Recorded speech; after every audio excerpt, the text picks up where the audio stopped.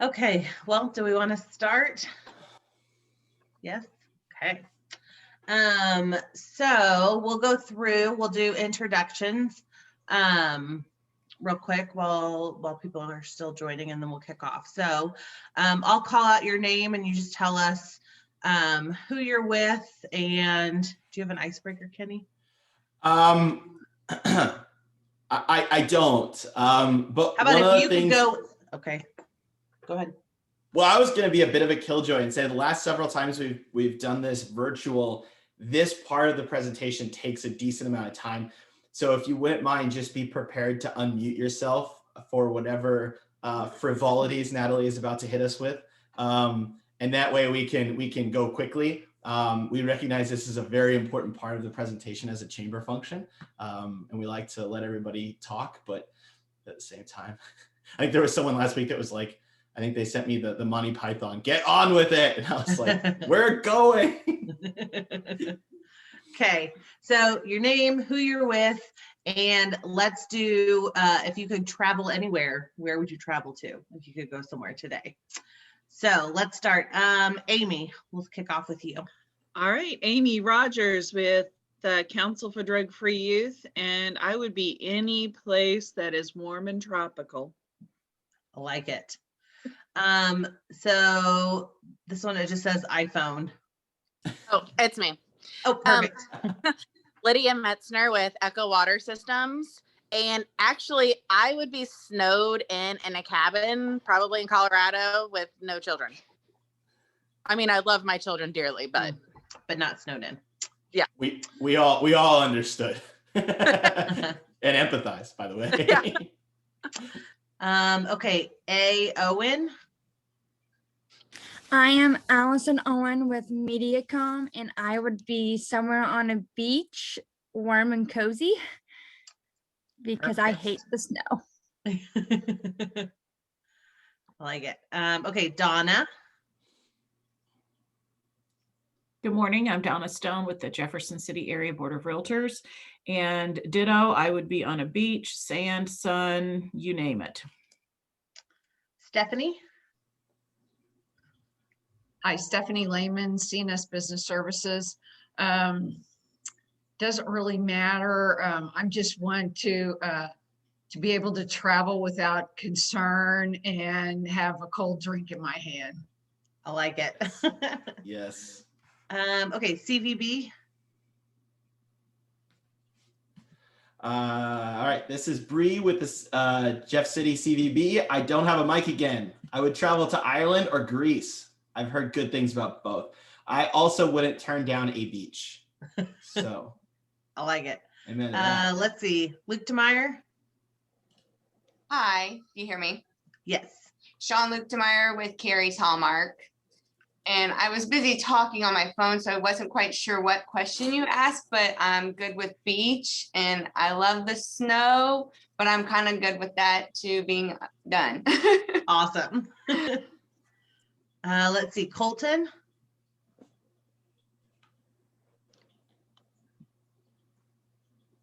Good morning. What was the question? I'm sorry. If you could be anywhere in the world right now, where would you be? Trapping, obviously, but. So I'm Colton Zirkle at the Conservation Federation of Missouri, and I'm right where I want to be. I'm super happy with the snow. I was out in it this morning, so I'm ready to go. Okay. And if we all needed to know who to throw overboard, it's that guy right there, and the weather will change. Too funny. Let's see, Susan. Sometimes she's not on. She has to jump off. I know. I'm sorry, you guys. I was going to be prepared. I'm Susan with the Jeff City Chamber. And like I say, every week, every month, I have another meeting at this time. So I'm getting that meeting kicked off. And I wish I could stay on with this meeting, but it was good to be able to hear the introduction so far.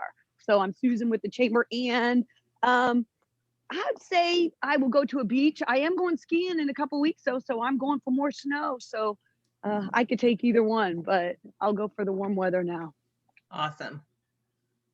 Okay, let's see who I have. Kimberly.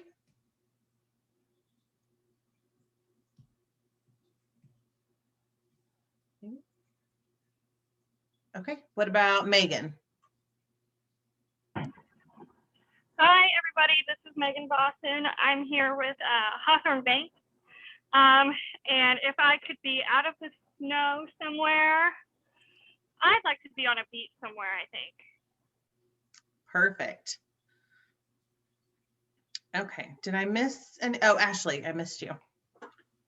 Hello, I'm Ashley Timmy with the Jefferson City Chamber, and I too would also be on a beach, maybe like somewhere in Mexico. And Colton, I'm glad to know that it was you that ordered all this snow. So thank you very much. Please don't order any more for a while. Yeah, we done. We are. Okay. Obviously I'm Natalie with the library.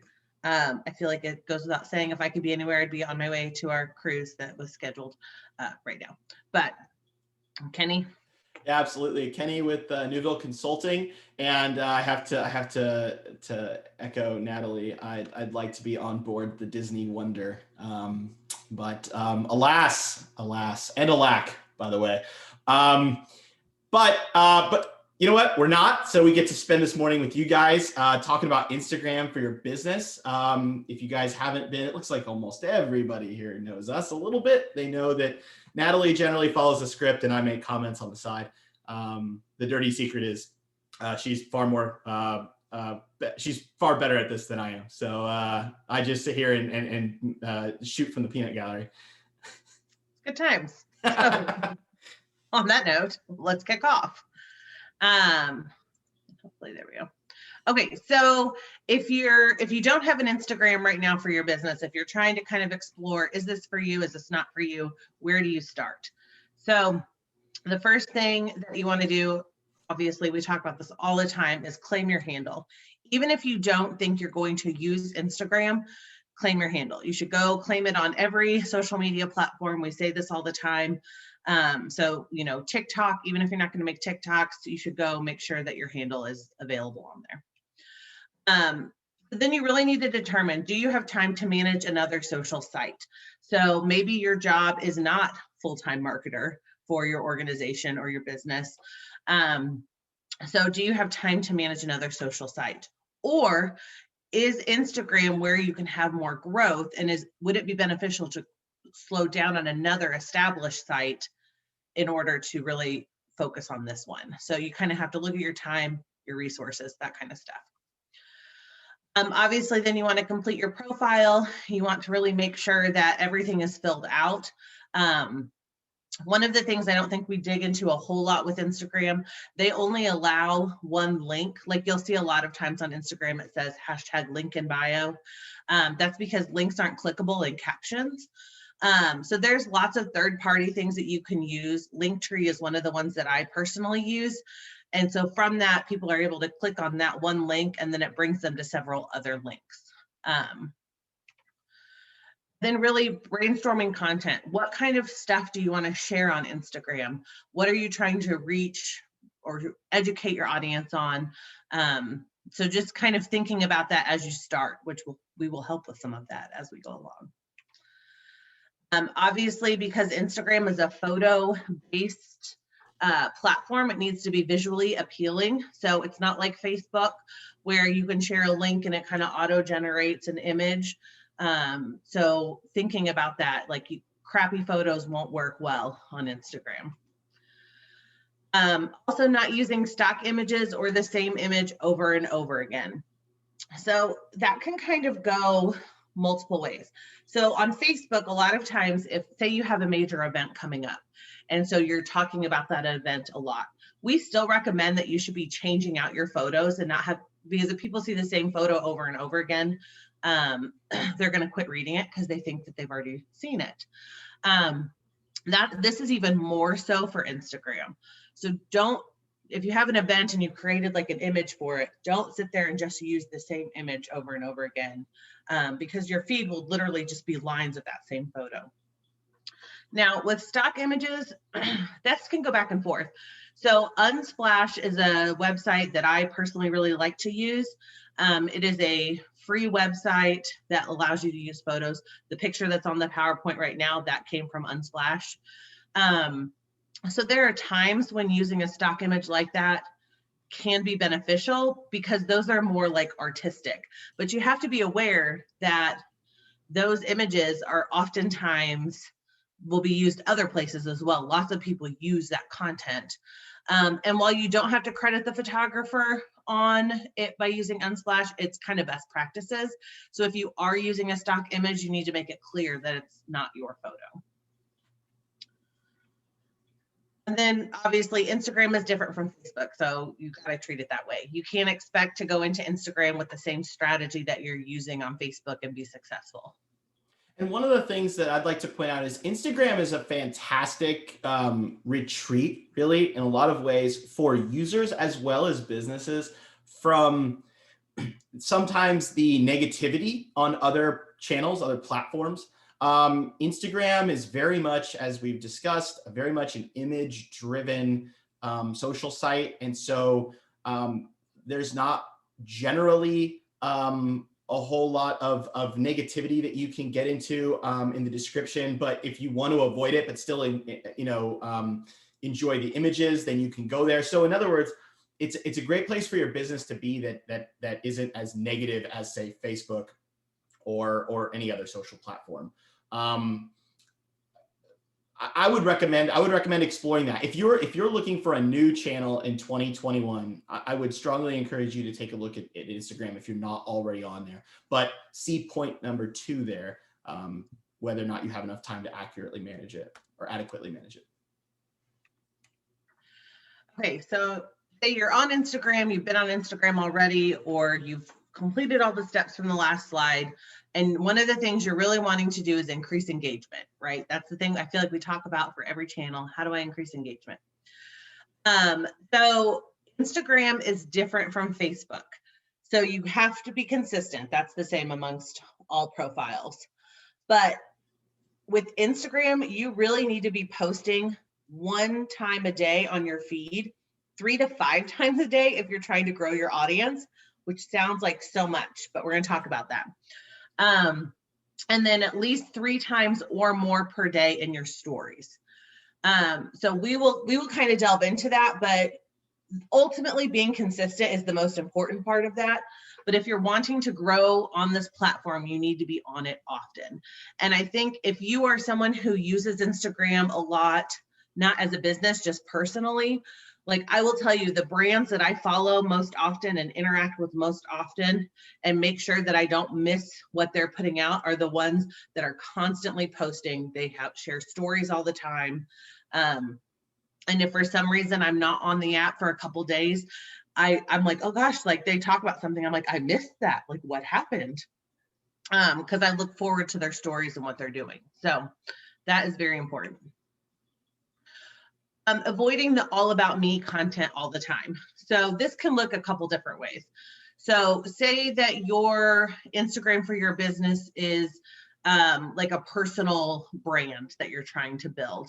You don't always want to post like pictures of your family, the food you ate that day, like things that like your family would care about, your general follower probably doesn't.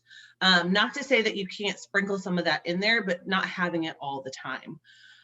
If you're looking at this from like a business, so say the brand you're trying to work on with Instagram as a business, those are things like even like behind the scenes all the time. Like behind the scenes content is great, but it can't be that 100% of the time. So just thinking about it in that way of varying your content a little bit. And then focusing on the solution you provide, not the product you sell.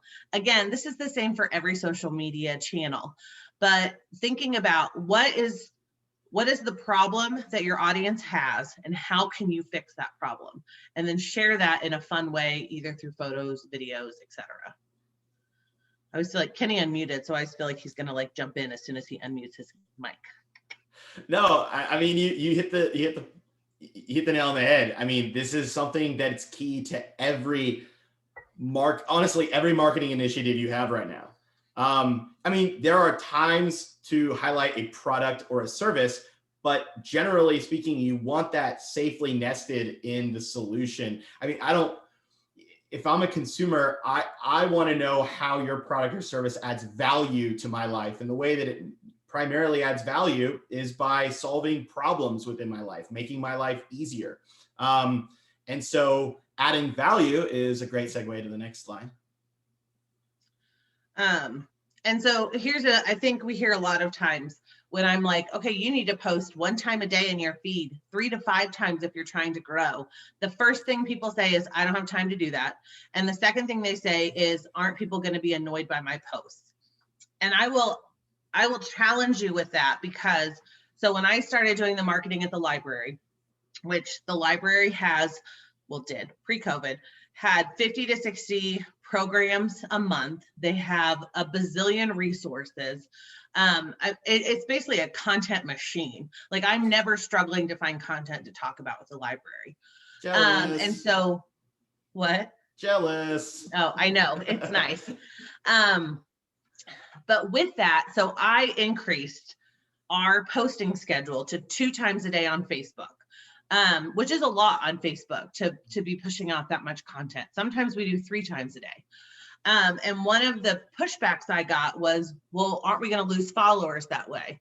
And if your content's good, you won't lose followers. And that's what's happened. We've actually grown our page and people are attending our things more. People always come up and they're like, wow, did you guys just start doing this? And no, it's something the library has done for years, just nobody knew about it. So it's important to know your audience and just make your content good, and then people want to read it. They want to see it. So that's the challenge I put out to you, that if it's good content, they're not going to be annoyed by it. They're going to be wanting more.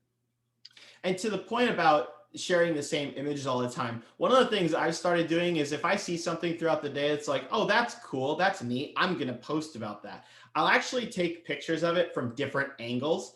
Because for Instagram, that means you can go back and talk about that thing that you thought was cool last week, but you have a new image for it. And you don't want to have an arbitrary nature to it, but maybe you took a picture of something last week, which is now prevalent again this week, and you have a different angle. So again, you're not going back to the same image. And similar to Facebook, if you have to continue, like, so let's say you have an event coming up, and I know this is about Instagram, but if you have an event coming up, don't keep sharing the same post you made last week over and over and over. Create a new post and look at it from a different angle each time, because that different angle, not only with the imagery, but with the words, is going to resonate better with your audience. Again, it adds value and it doesn't annoy. So. Okay, so interactions matter. Again, we always hear about the algorithm, right? The almighty algorithm. So we're going to kind of talk about things that make it important on Instagram. So obviously encouraging your followers to interact with you, and we will show some slides later that show neat ways to do that. But asking them, like, if you found this valuable, please share it. There's nothing wrong with that. So, but also creating content that encourages shares, saves, and comments, not just likes. So here is the order of importance of Instagram engagement. So shares are the most important thing. So if your followers are sharing your content, whether it's to their own stories, or you can also share to like people you're friends with on Instagram. So that's the most important thing that Instagram thinks, because obviously if you find that content valuable and you want other people to see that content. Saves are the next important thing. I will say that's not a feature I personally use a whole lot on Instagram, but I probably will, because it makes sense. Like, there's bloggers I follow with different recipes or like hacks or DIYs. And so rather than going back and trying to like find that content again, or screenshotting it and it getting lost in my phone, that I think is a good tool to use. So, but again, like somebody who does marketing for a living, like I never really thought about, oh, well, that's a better way to use it. So like telling your followers about it, like if you want to save this tip for later, hit this button. Commenting and likes are the least important of it. Obviously, any way that your people interact with your content is good. But just really trying to encourage commenting.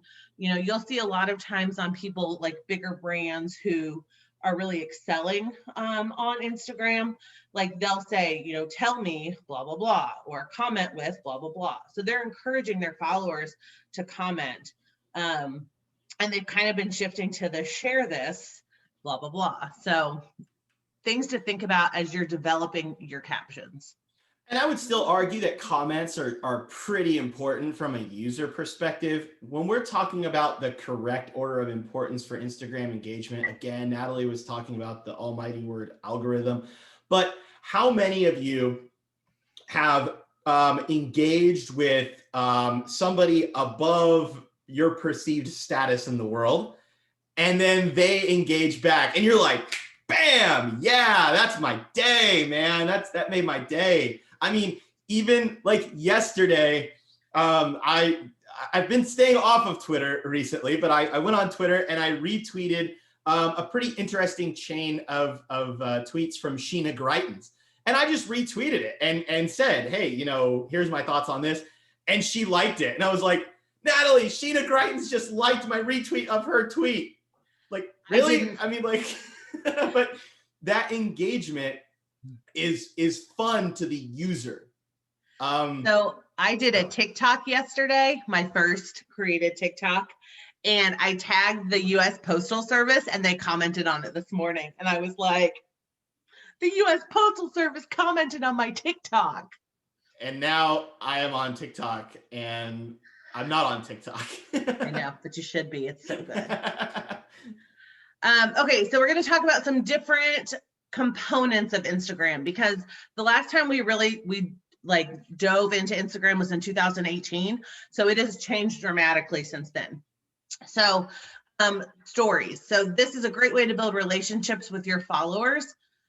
It's really important to use the interactive features and the extras in it. So the best thing that I can tell you is to get into your stories and just practice with it. You don't have to post it if you don't like what it looks like, but use all of the different, where are the pictures? There we go. Use all the different stickers. So like you can ask your followers questions. You can ask them to ask you a question. You can add quizzes. There's a whole thing. And every time they vote in a poll or slide the bar, they're interacting with you. And so therefore, when they're interacting with you, Instagram's like, oh, they're interested in this. And then they start showing that content more often. So it's also really important. Again, a lot of people watch videos on silent, like they watch it at work or in places where they don't want people to hear what they're watching. So using captions is really important. You can either type a summary of what you're saying in the text box and put it over it, or there's lots of third-party apps now. Mixed Captions is one that's been recommended. And there's more. There's all kinds of them now. But it's really important for that because a lot of people don't listen to it on sound. So then they're able to hear what you're saying.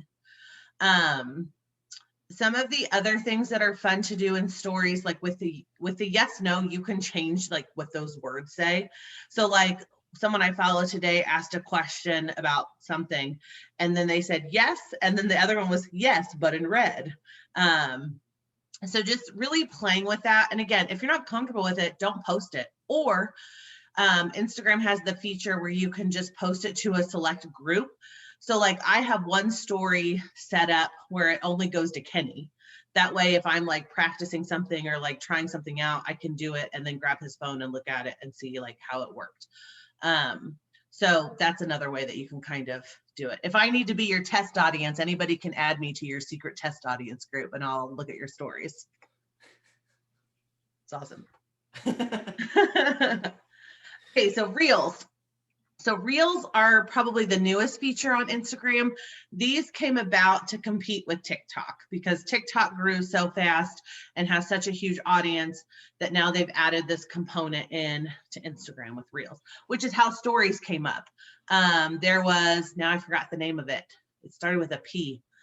There was another app that did the same thing Stories did, and then Instagram like took it up. So right now, Reels are performing 2.5 times better than all other Instagram posts on average. So if you are trying to grow your audience, you got to do it through Reels. It's the fastest way to pick up people and get more followers who will be interacting with you. It's also the #1 way to organically reach new followers. So with stories are really beneficial to create like relationships with your existing followers. They're not a great way to get new followers, but reels are a great way to get new followers. So it's kind of identifying what is your end goal with it. Engagement on reels also lasts longer. So sometimes you might post a reel today and it doesn't really like quote unquote take off until like 2 weeks from now. So whereas other stuff with social media, if you don't get that engagement right away, it's not ever going to take off. That doesn't happen with reels. It takes off like randomly. Some of the best tips for it is to use the Reels music library, audio tools, or the original audio you create. I don't know if I put this. Okay, yeah. So using the creative tools like filters, the camera effects, that kind of stuff, they have really cracked down. What a lot of people did is they would create a video in TikTok and then you can save it and then they would upload it into Instagram. And Instagram was like, no, if we see that TikTok logo, we're not like pushing this content out to people. So the other thing that will happen is like, even if the same audio is in TikTok and is in Instagram Reels, if you create that video in TikTok and it has music in it, and then you go to post on Instagram, Instagram will silence that music, even if it's in their library. So creating it in both apps, if you're trying to, or just on Reels, is really the best thing to do. Real quick, while we're talking about creative tools like text filters and camera effects, you know, we talk a lot over the years about how the equipment you use is not as important as just getting the content out there. You know, we've talked about creating videos. We've talked about doing Facebook Lives. We've talked about a lot. And one thing I will say is, while that's still true, it's far more important that you actually post content than have, you know, millions of dollars of kit laying around. I would encourage you to consider that, you know, the newest iPhone or the newest Galaxy phone or they do produce better pictures and better video for your Instagram and all of your social accounts. So I would strongly encourage you, if at all possible, to either have somebody within your organization or your business take the pictures necessary for this, or you yourself upgrade. I was at an event, a community event, a couple weeks ago, and there were some photos taken that were put out there. And quite honestly, by the time that I was able to see the post on Facebook, they were blurry, they were grainy, they did not look good at all. They reminded me of what my dad's pictures used to look like when I was growing up, and it was the first digital camera. And that's important because especially with Instagram, again, such a heavy reliance on imagery and catching people's eye. You don't want to catch their eye because it looks like digital soup. So definitely consider the quality of your lens when you're doing Instagram. Now, again, you know, use what you can, because content is better than no content. Also, little challenge to anybody on this, and it sounds like we have 16 other people on here, Natalie. I will buy a coffee at Coffee Zone or High Rise to the person who names the channel that Natalie was referring to earlier, but could not place. I have been searching and I can't remember the name of this. Ooh, I just thought of it. But don't say it. I'm not gonna say it. I will buy a coffee at Coffee Zone or High Rise or 3 Story.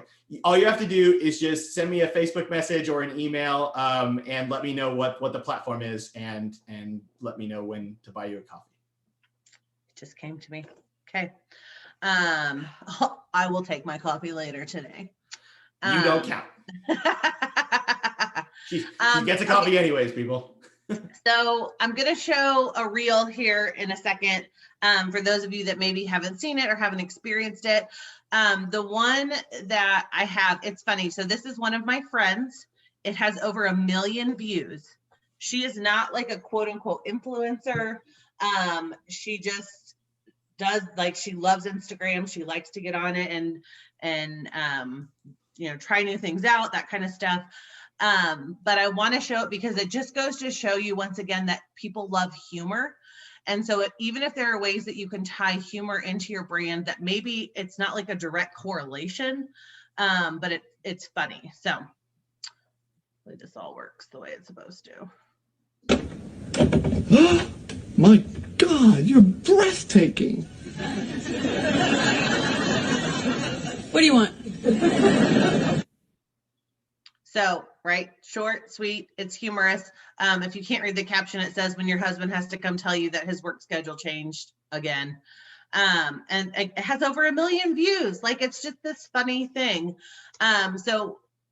This goes to show you, like, this reel was not hard to produce. Like, it was not hard to create. So thinking about when we're talking about it, it doesn't have to be like this big, hard, like, production. And for good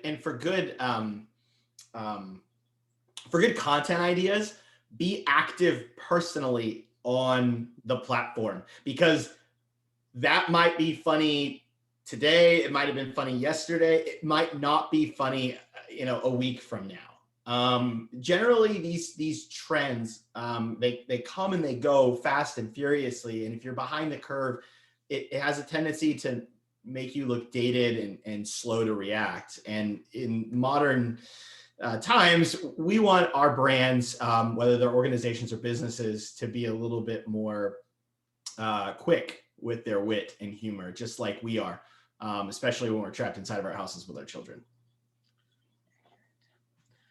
Okay, so carousels. This is something that has been around for a long time, but there's kind of a new way to use it that really promotes engagement. So there are posts in your feed that have multiple images, and your audience has to swipe to see what the other images are. So a lot of times, like, personally, people will use those, like if you went on a family vacation, or it's a holiday, and you're swiping to see like the different images. Like, it would be an album on Facebook, it's a carousel on Instagram. But they don't have to be a bunch of pictures. So basically, the way that this promotes engagement is, first of all, Instagram will show carousels multiple times to your audience. So there's more of a chance for them to see your content if they missed it the first time. And you will notice this if you pay attention. So brands that use carousels, like, I'll be scrolling and I'll see the first image on it. And then, like, I'll get back on the app later and it'll have shifted and I'll see the second image on it. So that's one, it's very important with that, because with just your regular feed, you see it once. With carousels, they serve it up multiple times. So what is a carousel? So this is one that I'm going to show you as an example, that is not a bunch of pictures, things that you can do, whether it's tips that you want to share with people, whether it's information, like you have an event coming up, whether it's like with CDFY, you could really use it to share like multiple ways to celebrate prom safely or after prom. Or if you were talking to parents about, safety tips, that kind of stuff. So this is super interesting. And Brock Johnson does this a lot. I really like following Brock for Instagram inspiration. He does great educating on it, a lot of things. So the first image is just like the title, and you'll see that he makes sure that he numbers it, so you know that there's more slides to go. And then he just shares content. So he just types out how to do it, and shows you to engage. Then he kind of makes a joke about it. And then at the end, didn't do it in this one. A lot of times he will have like a little line and an arrow that's like, make sure you save this or make sure you share this, which is good. So thinking about different ways that you can share stats, you can share inspiration, you can educate. It doesn't have to be just photos when you're educating in this method.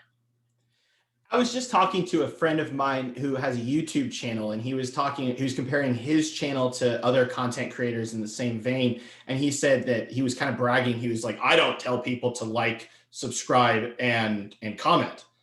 And I was like, and you're also not massively famous. You don't want to do that all the time. It's obnoxious all the time.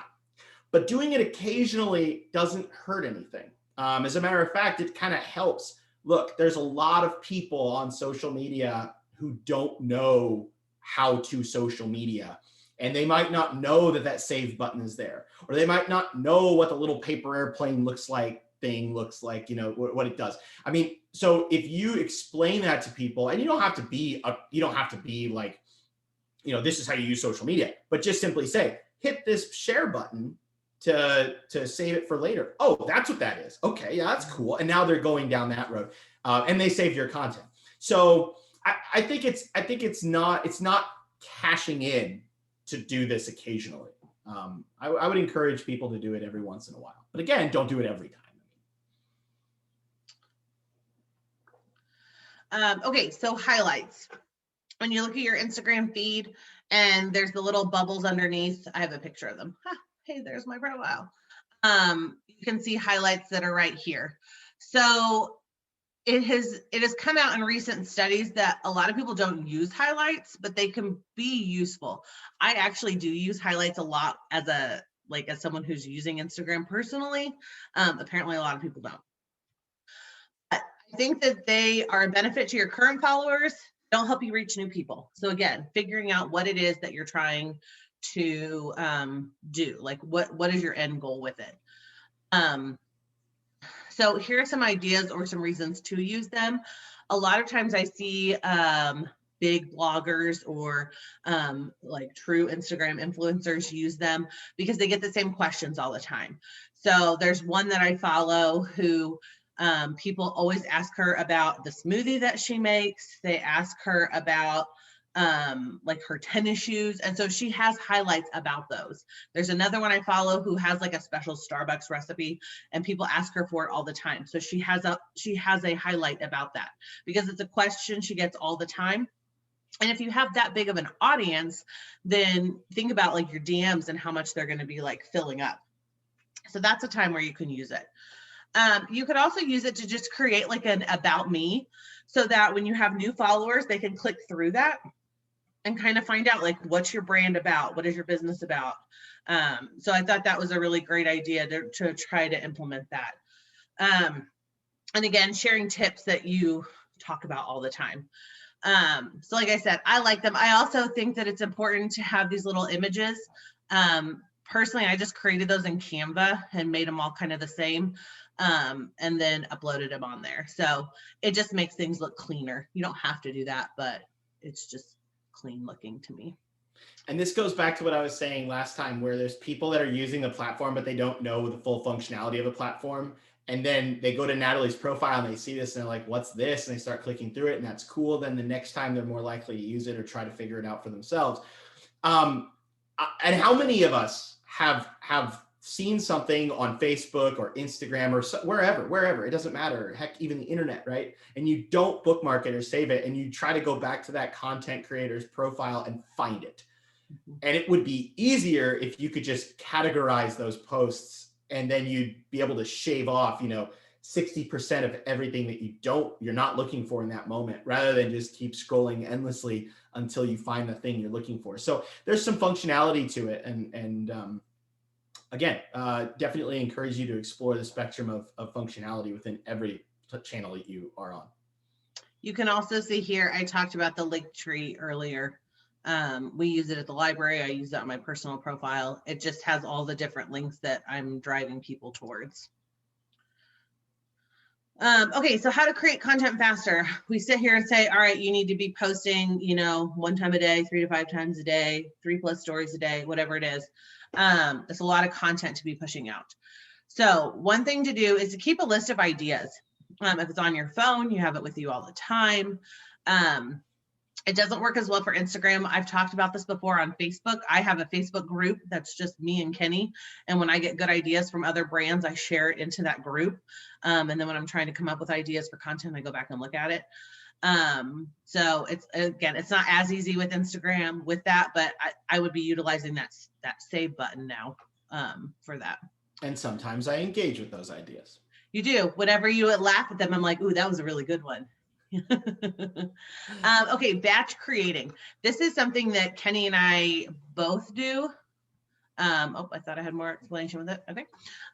So batch creating is when you sit down and you create a bunch of content all at one time. So like Kenny said, if he's taking a picture of something, he takes it from different angles. On Facebook, which now you can do it on for Instagram too, through Business Creator. I will go through and do a bunch of batch creating, and I just leave it in draft form, which has been really helpful this week when I've been stuck at home with my kid because of snow days. I already had content created and have to think about it. So just coming up with some time where you can just sit down and make a bunch of content all at once. And if you do it in a draft form and save it, then you can just kind of pluck it as you go or as you need it. Okay, so this is another tip that I have been doing, but I didn't really think about it as a creating content faster. So utilizing your stories to create posts instead of other apps like Canva. So for example, what you can do is you can go on your stories and say you take a picture and you add the typing or that kind of stuff. You add stickers or whatever, and then you can just save it from there and you can crop it to the size you need it to be and use it to post. Since you're already in the app and if you're comfortable creating through stories, it's a lot faster that way. Now, if you're going to create an image from scratch, I would say Canva or Photoshop or whatever is going to be much better. But if you're taking pictures, like the carousels that I showed you earlier, those were all created in stories. So it's just a way to do it faster.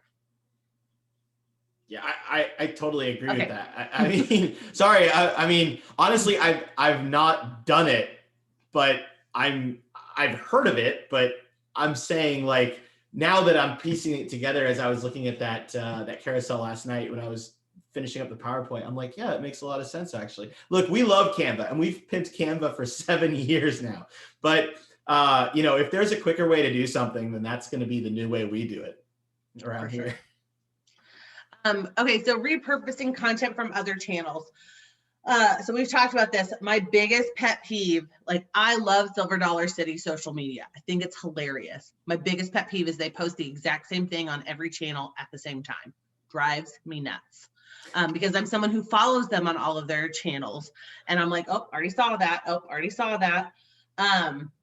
But there's something to be said for taking something that maybe performed well on Facebook and changing up the image and messing with the caption, but the general idea is there. So just repurposing that content, not at the same time, like mix it up a little bit. And this is where that same object, multiple angles comes in. If you're running 3 channels, the fewest number of pictures you should take of something that you want to use on all 3 channels is 3. Although I would recommend 6 because chances are you're not going to like at least one of them. So. Reposting content from other accounts with credit. There's easy ways to do that on Instagram where you use the share button and it goes into your stories, that kind of stuff. So just making sure you don't just screenshot it and take it. Introducing, or if you have reintroducing yourself, you got to remember, like if you're growing quickly, there are lots of followers who maybe don't know like what your brand is or what your business is or what you do. So just reintroducing yourself, asking your audience anything, questions, what do they want to see, their best tips, that kind of stuff. And then teaching your audience. So really going through and like finding out what is the problem and coming up with quick little, you know, hacks or tips or tricks, that kind of stuff. Hashtags. Love me a hashtag. They do matter on Instagram. I know Catherine took a picture the other day and she was like, Mom, take a picture of me hashtagging. I was like, kid of marketers. Okay, so hashtags matter on Instagram. Here locally, I would recommend always using hashtag JCMO to reach your local audience.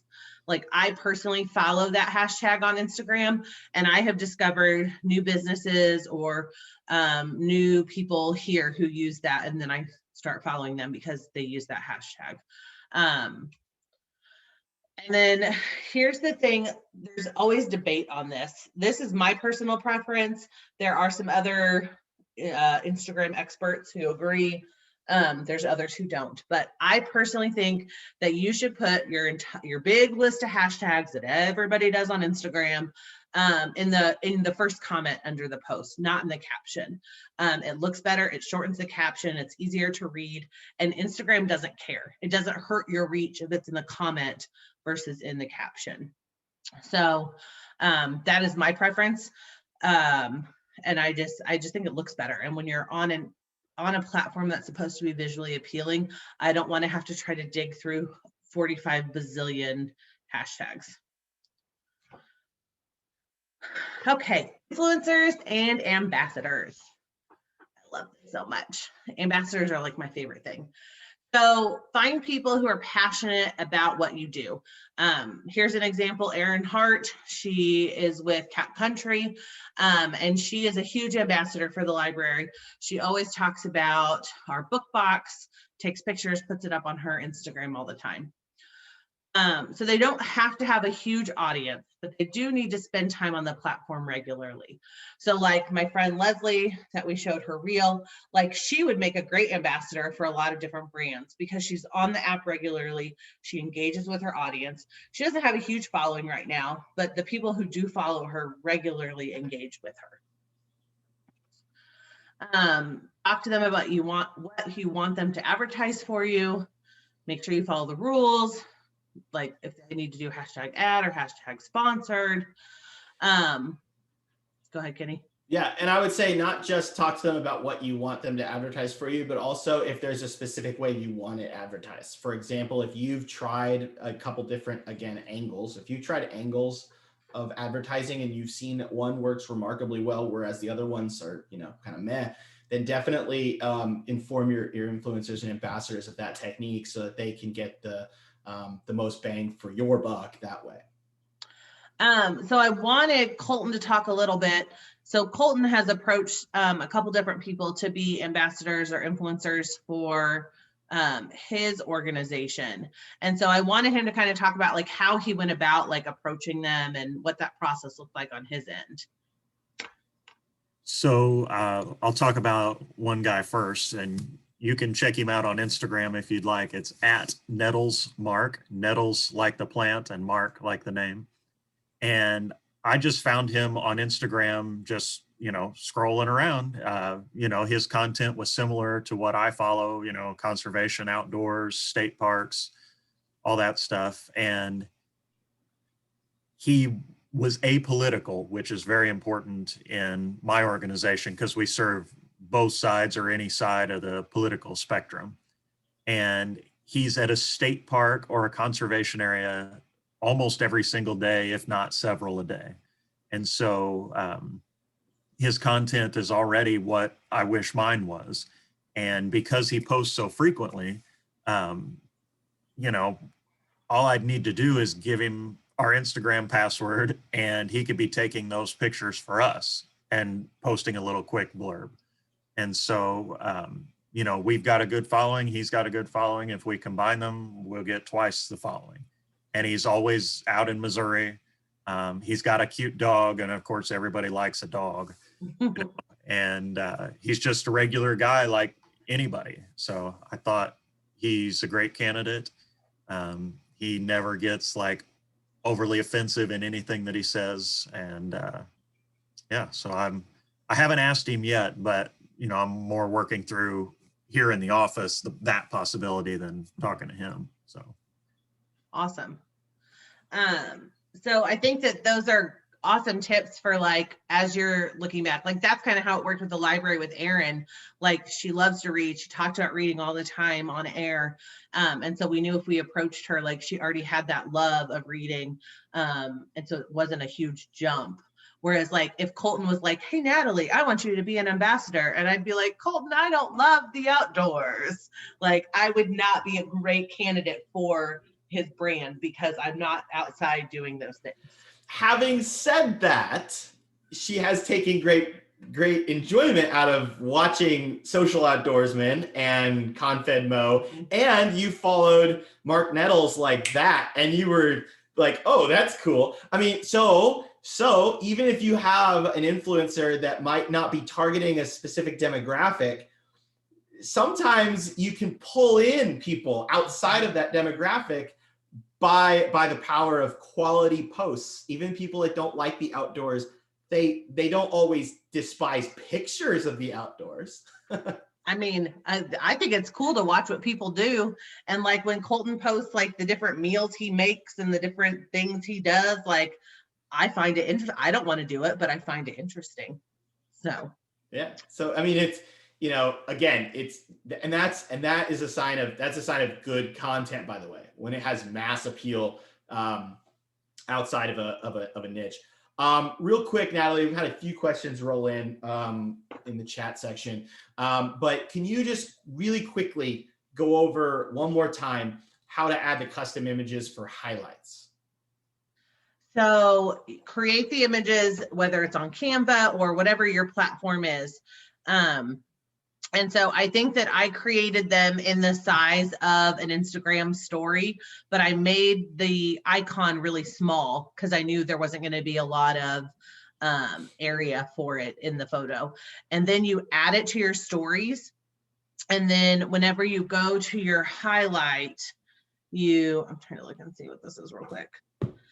When you go to your story, you'll click on the highlight button, and then you can add it to the highlight, and then you can edit the highlight so that that's the cover image. It sounds more complicated than it is. Like when you get in there, you're like, oh, this is how you do it. But basically you add it to your story, and then from there you add it to your highlight, and you make it the cover image of your highlight.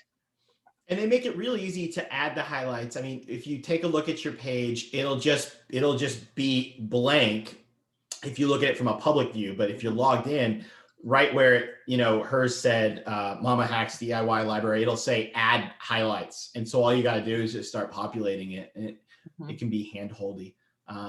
So definitely encourage you to try that out. Maybe make that a goal for yourself. If you're operating an Instagram account right now, just, you know, populate your highlight section by the end of the month.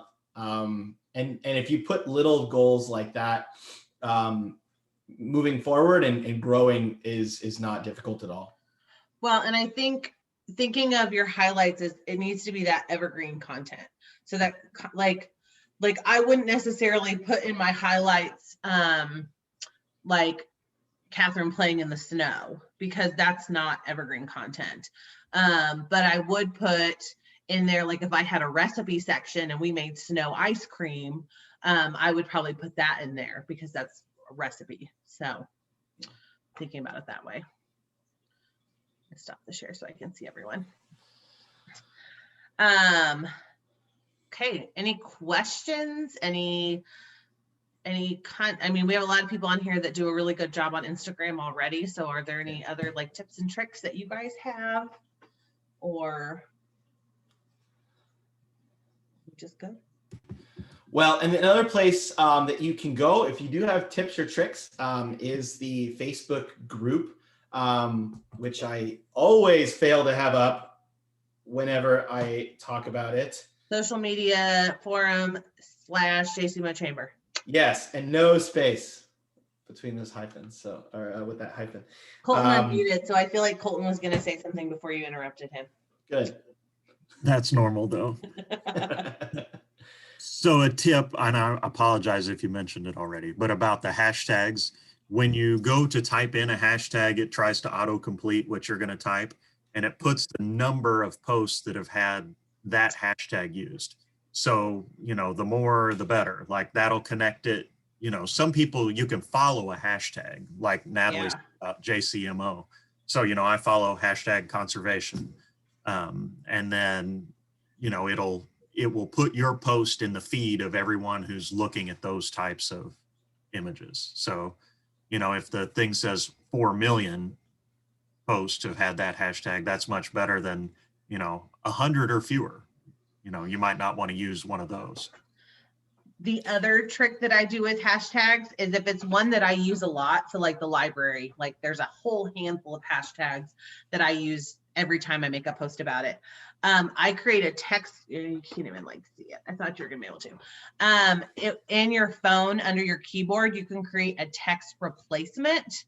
And so I have keywords for those. And when I type it in, it auto populates all my hashtags. Whoa.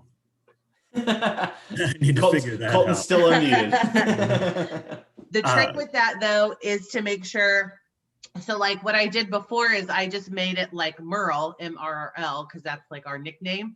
Well, but then every time I was trying to text Merle, like I'd be like in a text message being like, hey Kenny, I'm leaving Merle, and it would be like hashtag library, Yeah, hashtag. because if you use that keyboard, hack right there, it'll do it for everything you're typing in. So what I did is I just add an extra letter onto it. So I did MRRLL, or like one for Norwex is green. So I did GREENN.